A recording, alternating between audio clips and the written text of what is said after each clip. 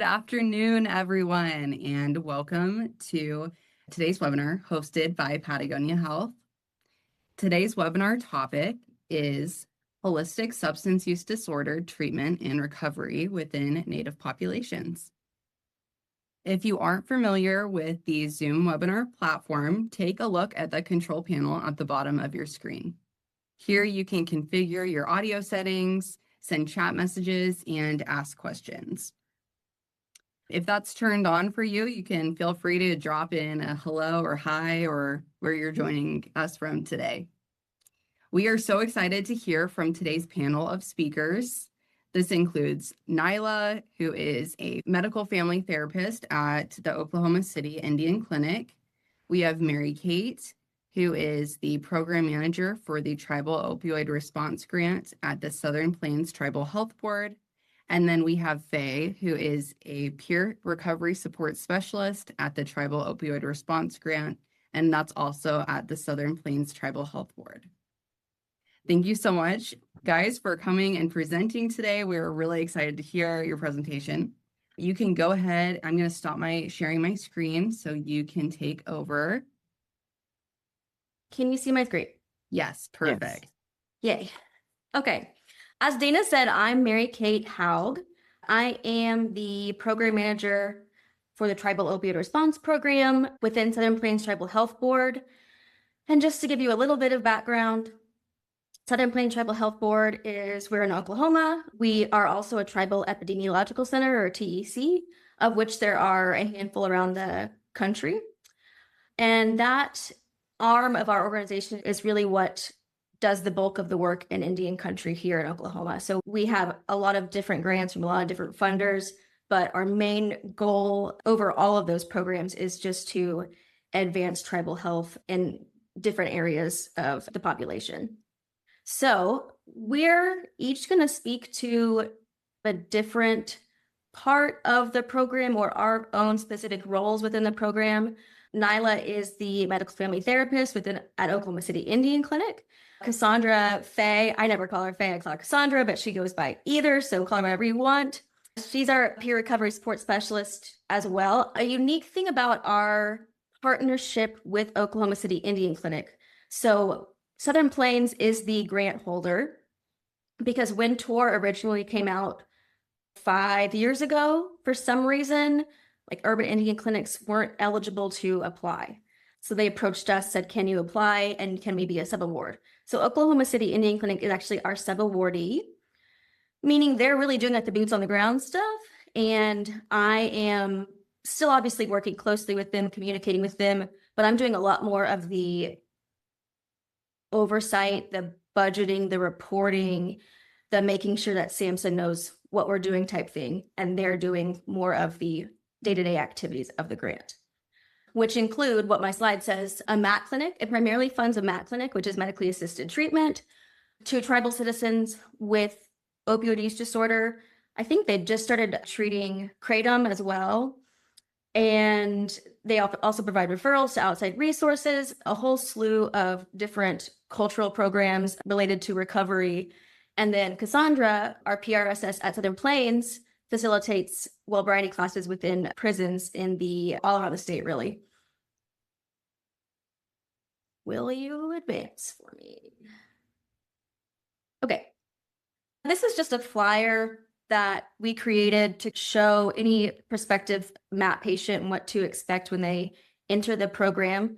They have to see a primary care provider first and essentially get prescribed the Suboxone, which is the medication that we use. But once they get in through their primary provider, we provide peer recovery support, physical therapy. Obviously, Nyla is a medical family therapist. She does a little bit of everything. She's a Swiss Army knife in terms of client communication and relations and connecting the departments. And then behavioral health. Those clients have access to individual therapy, group therapy, different well-variety classes, talking circles, that sort of thing. And the goal, obviously, is to create a really well-rounded picture for all of the services that the clients can access. so as to hopefully have them stay in the program longer. And that has been the case with our program. We are going into our 6th or 7th year, I don't remember. And through those years, we've gotten much better at keeping clients engaged, keeping them in the program, and having better outcomes as well. So like I said, there has been a real increase in client retention, and that's not due to me. I can guarantee you that. That is due to, firstly, we've learned some lessons over the past 7 years. It was guesswork at the beginning. There wasn't like specifically a blueprint to follow, but we did have a pharmacist who had done mat work before. So she made the way for the program and helped us start. She's since moved on, and we have a different mat pharmacist who's also amazing. But all that to say, the program has become a lot more cohesive. It takes so many different departments working together and wanting to work together for the benefit of those clients with opioid use disorder or substance use disorder. It can get really disjointed, and in those instances, that's when people fall through the cracks. And so really building a lot of team department cohesion at Oklahoma City Indian Clinic over the years has helped tremendously, streamlining the way those departments talk to each other, making sure that if someone gets referred to physical therapy, the physical therapist calls them and tries to set up an appointment, and that there's just a consistent level of follow-up with those clients throughout the process of them being with the program. We also provide, I say we, it's Oklahoma City Indian Clinic. I'm just there to check a box, but they also provide transportation services, so help getting to and from appointments, whether that's appointments to get their medication or to see a therapist or to see Nyla or to see the physical therapist, as well as a sober living stipend. So if a client is interested in entering a sober living facility, then they can fill out an application to get some financial help from Oklahoma City Indian Clinic. I'm trying to think if nope, that's Cassandra's. I thought I had I'm like scared to go to a link. I'm going to give it a shot and see what happens. Can y'all see that? Cool.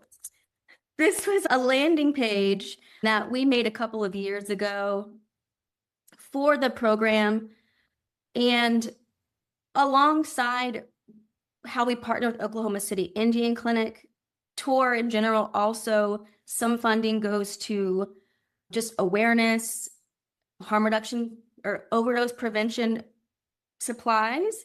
So if any tribe wants some Narcan or medication lock bags or medication disposal pouches, which Oklahoma City Indian Clinic gives out as well, but if they say to me, they email me and say, hey, I had this event coming up, I really need 100 Narcan, then I can usually fulfill that request because I have it written into our budget to be able to just provide those resources for partners.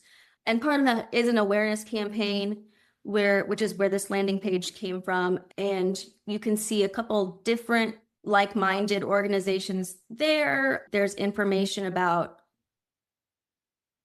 how to spot an overdose. And then at the bottom, there's information about how to get in contact with Oklahoma City Indian Clinic if someone does in fact want to learn more about the MAP program. Okay, now what's going to happen if I get out of here? Let's see. Oh. Hold on. Did that work? Yes, perfect.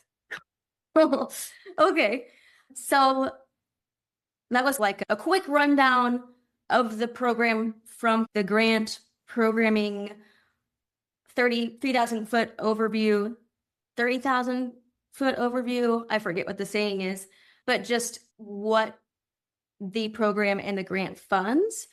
And like I said, Cassandra and Nyla are the ones who are really doing more of the community work, the actually providing those in-person services. And so what they have to say is much more interesting. But if you do have any questions about the grant side of things or the programming side of things, that I'm happy to take questions at the end. But in the meantime, I will introduce Cassandra Faye Frazier. She is a peer recovery support specialist at Southern Plains. She's been with me for 2 or 3 years. I don't remember. Going on 3. Going on 3. She also worked on our 988 grant before it ended and will again soon if we get it. But she is a peer recovery support specialist who does a lot of our community outreach. Like I said, she facilitates well-variety classes, which she will go into. But she's one of my favorite people. She's amazing. I love her. And she's going to tell you a little bit about what she does and her story. Cool. Thank you, Mary Kate. I appreciate that. So I just introduced myself in my Cheyenne language. I said, it is a good day. Hello, my name is Red Leaf Woman. That's my Cheyenne name. My name given at birth is Cassandra Frazier. I am a certified peer recovery support specialist. And I also am a facilitator for our Native American Peer Recovery Support Specialist track through ODM HSAS for the state, and a certified white bison facilitator. Next, my role is, I really do a lot of things within our community, but as a person in recovery from all the things, not just substance use disorder or anything like that, I use my lived life experiences to meet relatives where they are at, to be a beacon of hope, to show others that it's possible to live and not just survive. And I recover out loud so that those who struggle in silence know they are not alone. Even for those that struggle out loud, they're not alone. And these are just some of the things that I've overcome. Substance use disorder, anything, everything, and all of it is what I always tell people. There wasn't a favorite. There wasn't anything that I went to more than the other. It was just whatever numbed me in the moment, whatever took me out of reality into a place where I didn't have to feel, that was it. I am a survivor, mental health disorder, a survivor of suicide attempts, and I have battled the criminal justice system because of the lifestyle that I used to live. Been in and out of jail, excuse me, been in and out of jail, even went to prison. Some of the things that I've overcome in regards to trauma and domestic violence, sexual abuse, I have the lived experiences from a lot of that. And because of that, I'm able to reach men, women who may be battling, who may be coming from the same kind of environment, and to really meet them right where they're at. Next. Okay, so she talks a little bit about sobriety. So what sobriety is, and this gives a little bit of an explanation, but it's a holistic, culturally based recovery movement for Indigenous people that combines sobriety from alcohol, drugs with wellness, healing from intergenerational trauma, while adopting traditional Native American values. We focus on healing the whole person mentally, spiritually, emotionally, and physically. And to wrap that all up, it just means to be sober. It's a combination of both wellness and sobriety. For me, it's changed my life. I grew up not really knowing that traditional part, that cultural part, because my mind was elsewhere. As a child of an alcoholic addict from both my parents, and seeing the things that they suffered through, the things that I went through, really getting to know myself as a Native American woman was the last thing that I ever wanted to do or be a part of. So once I was introduced to Wellbriety, it really turned my thought system around towards that. I was in a place coming out of prison, going into transitional living that, excuse me, that I still felt like there was something missing. And becoming who I am in Christ and becoming who I am as a daughter, I still felt that void. But it wasn't until I was reintroduced to my cultural side of things, our values, our traditions, that I began to feel wholeness again. And that's a little bit of what Wellbriety has done for me. One of the bigger things that I do and get to do in our communities are hold talking circles and healing circles. And so we believe that the honor of one is the honor of all, right? So because the honor of one is the honor of all, the pain of one is the pain of all. And so I've gotten the opportunity working with Southern Plains to be able to go to these trainings, the Medicine Wheel, 12 Steps for Men and Women, the Daughters of Tradition, the Mothers of Tradition, Warrior Down Reentry Program, Understanding the Purpose of Life for Youth, Mending Broken Hearts, and there's other trainings, there's other curriculum that they have. These are the ones that I've participated in. These are the ones that I get to apply to the circles and the classes that I get to facilitate. And so what a talking circle is, a healing circle is, we believe that the circle is sacred, right? So when we sit in a circle, we're sitting in the exact design of the universe. The atom is in a circle and Mother Earth is in the circle. So when the moon circles around the sun, therefore we sit in a circle and the natural laws are designed to support anything that is taking place in a circle. So we believe that when we recover, we form these circles of recovery. We heal in a circle.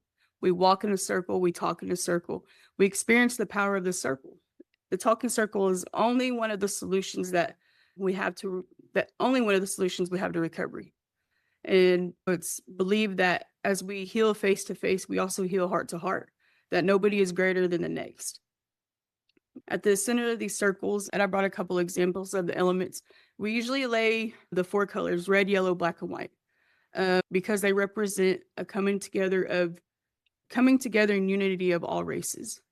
We are all part of the human race. Nobody is greater than the other. And so the beautiful thing about World Variety, the beautiful thing about White Bison, it's not like Celebrate Recovery. You don't have to be anonymous. You don't have to say that you just suffer from alcoholism or addiction. It can be anything and everything. There's people that come into the circle that struggle with grief.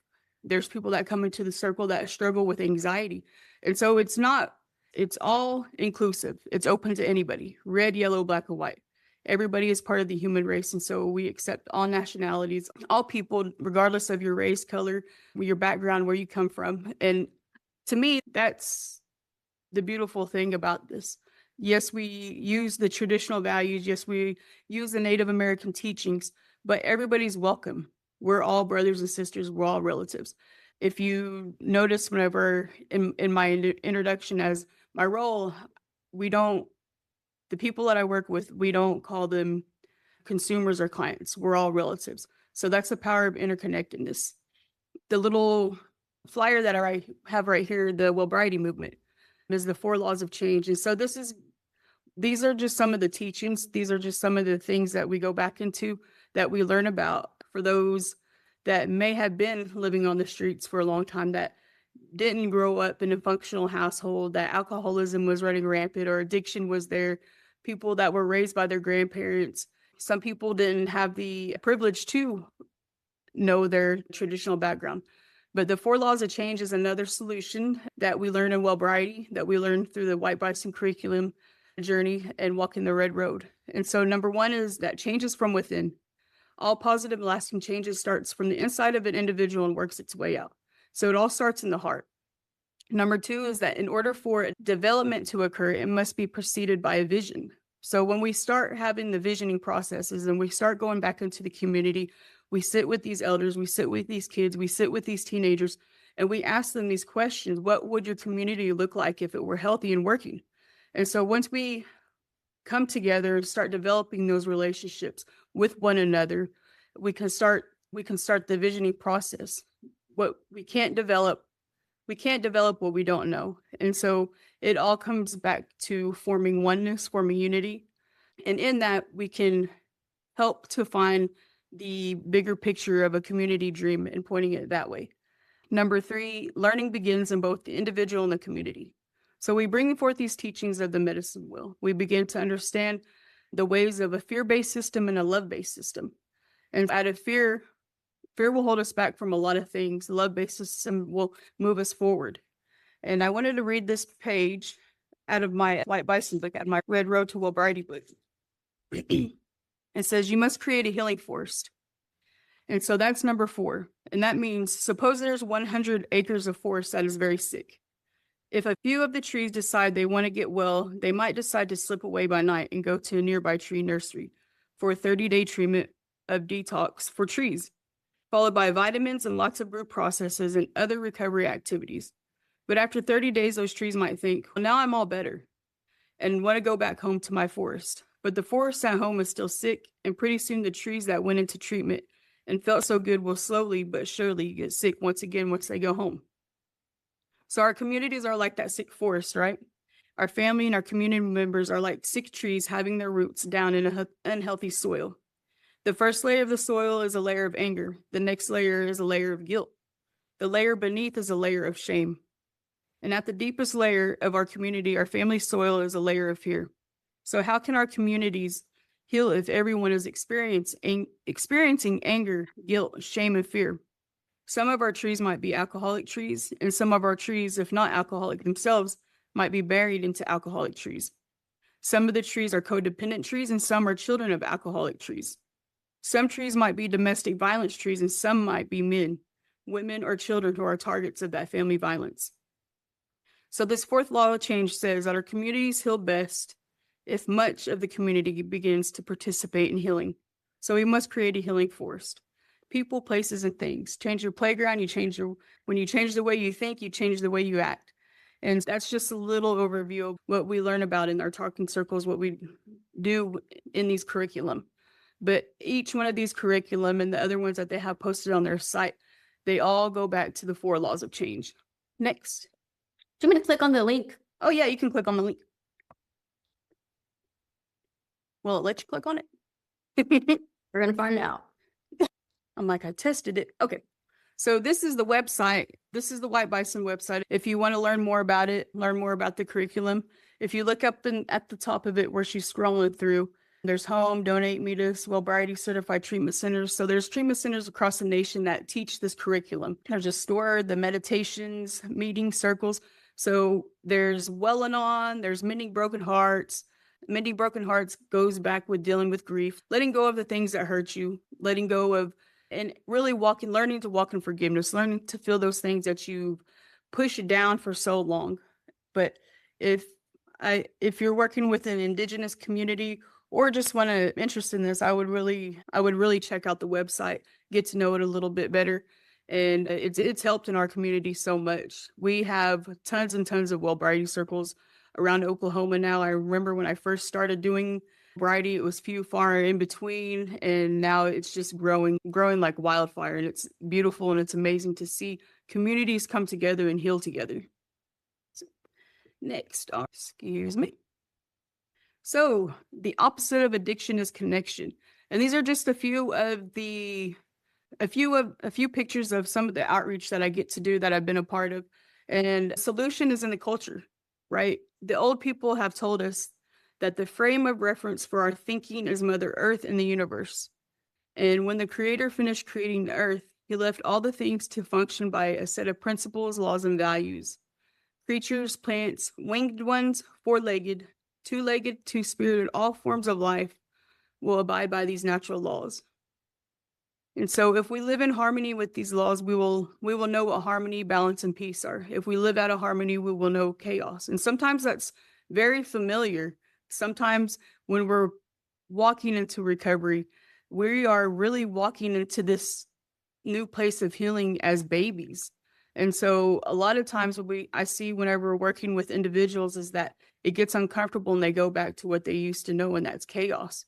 But it's really important. It's really important, and something that I but I like to encourage the people that I get to work with. You are worthy of this. You are loved, and you deserve to be here. You deserve to be happy. You deserve to be filled with joy. So these are just some of our Red Road teachings and our teachings, and I'll get back into here in a moment. But so this is we're standing outside the jailhouse, one of the counties that I get to go into. So in the last 2 years, I've been able to walk through these relatives from all over the country: Montana, South Dakota, North Dakota, Wyoming, Arizona, New Mexico, while they're sitting in jail, and really help them get to know who they are through, whether it be through church, the Bible, through Wellbriety.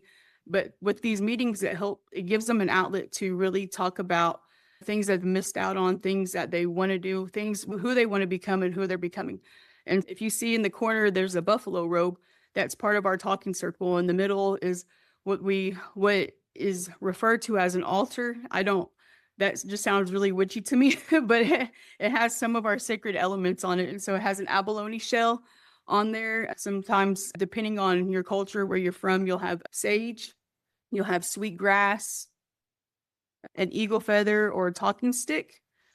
Let me see, other cultures out in the West and the South Americas, they'll use copal. It's a eucalyptus sap that comes off the tree. Just depending on the region where they're at. New Mexico, they use a lot of corn cornmeal. We have cedar, but excuse me, the four main elements that are among most tribes is tobacco, cedar, sage, and sweetgrass. Next. All right. So being under Southern Plains and being up here at Southern Plains, I also get to be the facilitator for the Native American tract. And excuse me. And so that's the Native American history, culture, and peer support. And in this, we learn about what culture competency is and humility is. And so we have been taught by taught by Don Coyhes, the founder of White Bison, the Wellbriety Institute, that culture is prevention, right? So in the English language, culture means that everybody does it, but it really is a set of principles, laws, and values that is in harmony with the earth. It can be the Bible, it can be church. Culture is going back to the principles, laws, and values. So drinking and drugging isn't something that you want to do because your culture has ways to help you deal with hurt. And the link on here just goes back to ODMHSAS, the training website where I don't have the track on there, but if you type in the Native American history, it'll pull up the class it'll pull up the class. We have that every quarter of the year. And we just teach other providers and peers throughout Oklahoma and those who work in case management, the culture competency part of this training. So this sometimes can be difficult and make it hard to understand. Oh, hold on, let me see my notes. Okay, so we have a culture that influences our behavior. Everybody does. So just because you're not Native American, just because you're not Indigenous, doesn't mean you don't have a culture. And so I like to encourage everybody to get to know who they are. Find out what your name means. If you don't have it, if you're Native American, if you don't have an Indian name, ask your elders what that means to have one, what you have to go through. What you have to go through, is there a ceremony? Is there a giveaway that you have to do? And although we are all born into culture, something that we've learned, right? So it can describe our knowledge, it can describe our values, our customs, what we've grown up with and around. So there's so much variation among tribes, Native American tribes and cultures, and not just Oklahoma, but nationally, worldly, and even more so among individuals in their own nations and their culture. Let me see. And that can make it difficult to understand behavior of other people. We all experience and express our cultures very differently. And excuse me. So some of the principal laws and values is connectedness, right? So we all believe that we're interconnected. We respect one another. We respect the earth. We respect the water. We respect the animals. So everybody is related in some way, some form, some fashion, regardless of a tree, regardless of a bird in the air, regardless of the neighbor next door. There's a relationship there, and that we're all interconnected. The second principle is the 7th generation principles. The decisions that we make today impact and affect the world 7 generations to come. When we decide to heal today, when we decide to take that step into recovery, to look at those things within us, to take that out, put it down, and let Creator do for us what we can't do for ourselves, we're giving everybody outside of ourselves permission to heal too. We believe in strong family bonds. If you ask me about my cousin, is going to be my sister. My cousin is probably going to be my brother. We don't know. I don't know what a stepbrother is. I don't know what a stepsister is. I don't like, my cousins are usually my brothers and sisters. My grandmas are usually the siblings of my grandparents, my paternal grandparents. And so we have adaptability. We've been able to adapt to many things over the last couple hundred years, things that were taken from us. We've been able to survive and live and be comfortable and go with the times of the season. Oneness in nature, understanding and giving reverence to one another. Like I said at the beginning, to each living being, each element, the water, we respect the water because water is life. We respect fire because fire signifies authority. It's a cleansing thing. We respect the birds of the air. We respect the eagle. All of these things, we know that we cannot live without that balance. The wisdom of elders. So what defines an elder? It's not just a person of age, a person who's older than us, a senior citizen or whatnot. It's someone who carries knowledge. And so every person is an elder to somebody. Somebody is holding knowledge that you need to move forward. Somebody's holding knowledge that you need to build to move on. And then we have our traditions. And everybody has traditions. It might just be worded differently. There's fasting, there's church, there's prayer, there's the Bible, there's letters of forgiveness. Do you write in a journal? Do you go into a sweat lodge? Do you practice Native American church, peyote meetings, sun dances? All these traditions, all these ceremonies are part of the solution. And then we have our spirituality. So we are all spiritual beings having a worldly and earthly experience. Excuse me. Excuse me again. Our connection to a creator. What does that look like for you? Do you pray? Do you do any of the traditions or the ceremonies that were talked about before? And how do you share that with others? Are you holding knowledge? So all these things go back to, we can't receive unless we give away. And so the more that we share our traditions, the more that we share our knowledge, the more that we help one another, excuse me, the more that we come together in unity, the likely our chances are of being in recovery from all the things, staying in recovery, continuing to heal. I tell people I am healing, I am not healed, because I feel like when I get to that place where I say I'm healed and I don't need to do this no more, I will eventually fall back.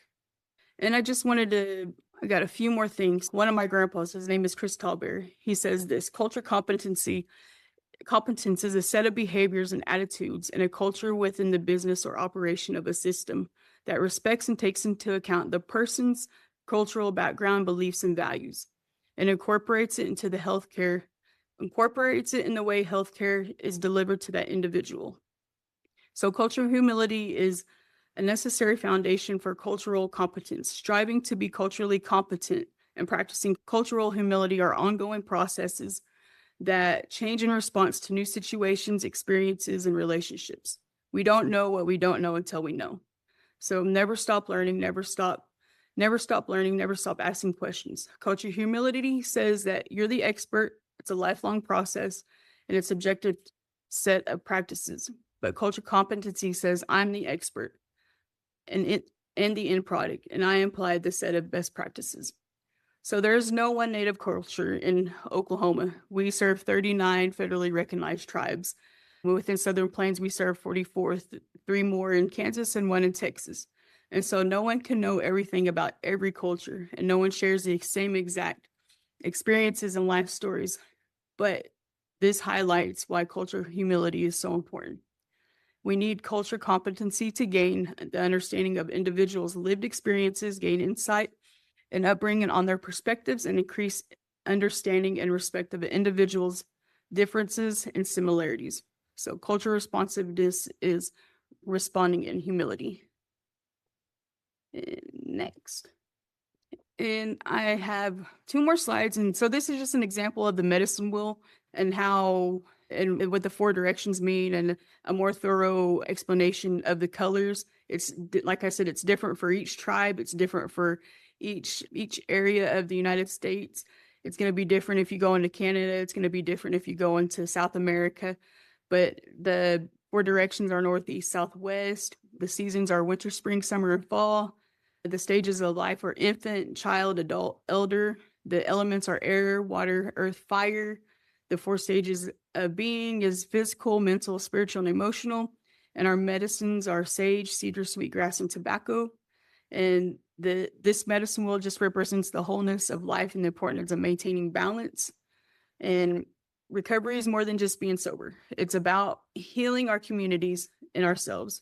Thank you for allowing us to be part of your journey, and may the Creator watch over our path towards strengthening our people, future generations, and ourselves. Aho and Naish. I think I skipped your meditation slide, Cassandra. Oh, that's okay. Oh, and this is the spring meditations. This is today's actually. What did I do with it? Okay, there we go. I just want to leave you with this. The real meaning of life is your family. The love you have, the respect, the traditional ways, carrying on with them. Ethel Wilson, Cowecan. The family is the seed of the future. The family is key to the transfer of cultural information. We should really take a look how we're looking at our families. Are we treating each family member with respect? Are we passing on the traditional ways? Are we teaching them how to dance? Are we teaching the old songs? Are we participating in the ceremonies? Are we showing family members how to pray? Are we encouraging each family member to be spiritual? Think about these things. So today, Creator, let me show respect to each family member. And we usually start in our talking circles, we usually start with the meditations, giving everybody the opportunity to share what's in their heart, what's on their mind. And this is usually a very good starting point whenever we start those healing circles up. And that is all I have. And I appreciate you all for listening and sitting in while I go over my portion. Thank you, Cassandra. Oh, I didn't know, Mary, if you wanted to. I don't know. Sorry. Go for it. All right. Welcome, everybody. My name is Nyla Blaylock. I am one of the medical family therapists here at the Oklahoma City Indian Clinic. And so here the setting, we're focused on providing integrated cultural response care to our patients. We call them patients. And so it's not just basically treatment, but it's the overall well-being of our patients that we're looking at regarding recovery. And so I work alongside, next slide, please.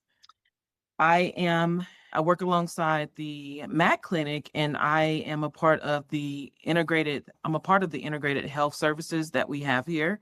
And so with that, alongside, I meet with the pharmacists as well as our behavioral health outpatient counselors as well, and our psychiatrists. So I am a part of the integrated team. And what that looks, some people may say, hey, how does that differ from regular outpatient therapists? And I would say my role differs in how I provide like immediate intervention and also coordinating with those providers to help increase the engagement of meeting people where they are. And so really big on meeting people where they are as well. Now, alongside some of the things in my role, I conduct screenings, I coordinate referrals, and I also provide safety assessments if needed. Screenings such as the PHQ-9, of course, the GAD-7, and then also just coordinating whatever referrals that patient may need. A lot of times I'm listening to hear what that need is. Sometimes they may not necessarily say it, or sometimes I may just dig a little deeper and ask certain questions, clarifying questions, just to make sure that the individual needs that particular service. A part of our tour grant, we also have a ride program. It's called Send a Ride. And so I also help to coordinate their rides to and from the appointments if that is a barrier. And also I collaborate, of course, across the disciplines to help coordinate that whole person care. I think that whole person care is so important because it helps a person feel supported. It also we're also able to help a person through their physical, their emotional, and their social areas within their life. And so that helps with engagement, it helps with also outcomes, and the outcomes tend to be more strengthened because of the integrated care that we do provide here at the clinic. Next slide, please. And so what support recovery here at the clinic, things that I've noticed and seen are addressing those barriers, and that can include access, building trust with patients, as well as just also helping out with engagement challenges. Some individuals may be like, you know what, I don't necessarily want to do counseling right now, but I am one of the counselors, but I do the brief interventions, of course, meeting them where they are, even after they meet with our pharmacists. Again, I just check in to make sure everything is okay. And then also just helping them with whatever other barriers that they may be feeling mentally, emotionally, and things of that nature. And so building trust, of course, is really important. That, of course, helps to build that strong therapeutic alliance, and that strengthens that engagement in long-term recovery. So like today, for example, I had one of our patients, the pharmacist wanted me to just check in with them to see, hey, looking into some counseling services with our outpatient service providers that we have here at the clinic.